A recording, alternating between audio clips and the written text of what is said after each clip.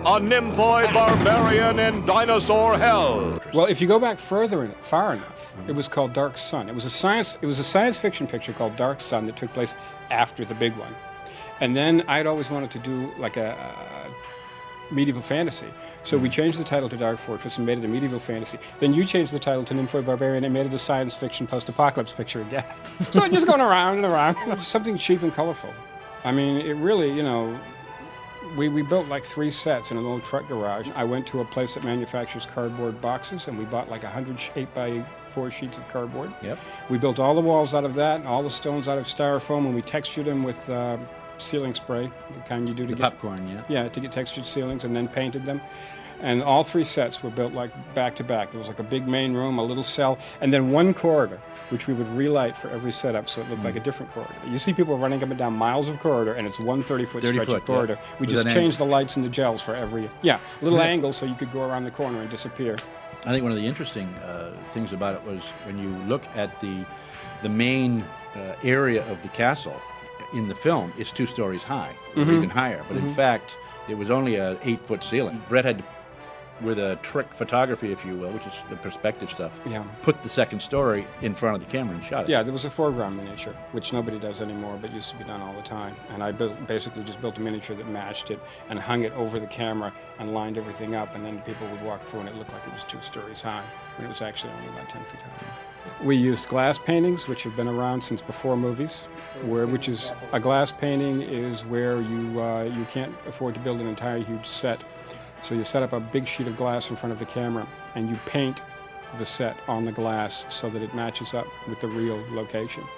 And this has been going on. I can't remember the name of the guy who invented it, but he started like in 1890 doing it for still photos.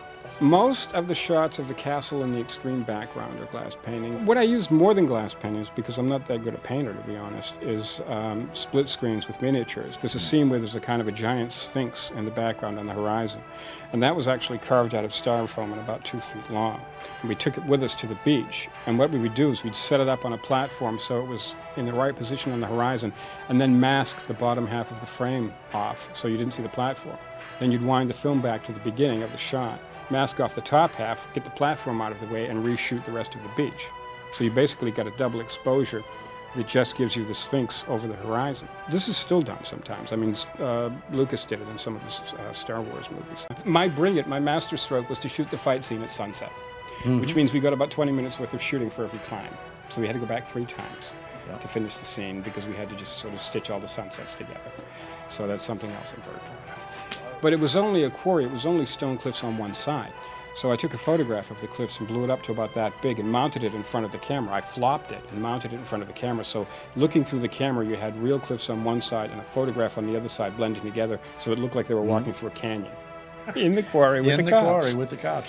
Because we were, I had the god-awful costume on. And fake leather and studs and metal. Studs. He looked like the biker from hell. Oh, yeah, with skulls and everything. Scars on his face and false teeth like Jerry Lewis. Yeah, and then I had Linda by a rope around her neck with these half-dozen rubberized lizard people following along, and I had swords and everything, and somebody called the cops. The neighbors kept calling the cops and saying, there's bikers in the quarry raping women.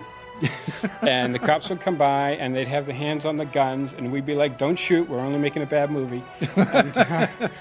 And we'd explain to them and they'd say, okay, fine, just keep what you're doing, and they'd drive off, and 5 minutes later another squad car would pull up. Then we got the plainclothes guy who still thought it was 1970 and they had the Miami Vice look.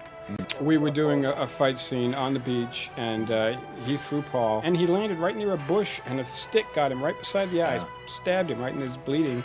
And if it had gone half an inch further, you know, we would have had 2 one-eyed characters. First day of filming, I was there on time, 5 o'clock in the morning. 12-hour, 13-hour filming day. Almost lost my eye, falling into a stick the first day. My nephew, I thought, died because he played the little troll. He was 10 years old.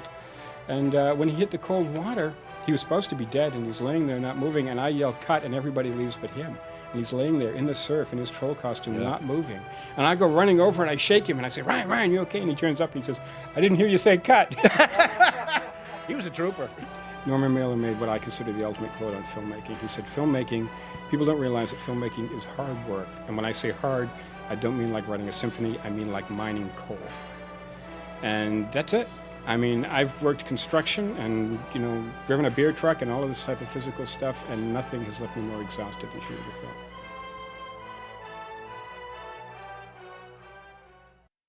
Head to talkintroma.com for more trauma history. Also available wherever you listen.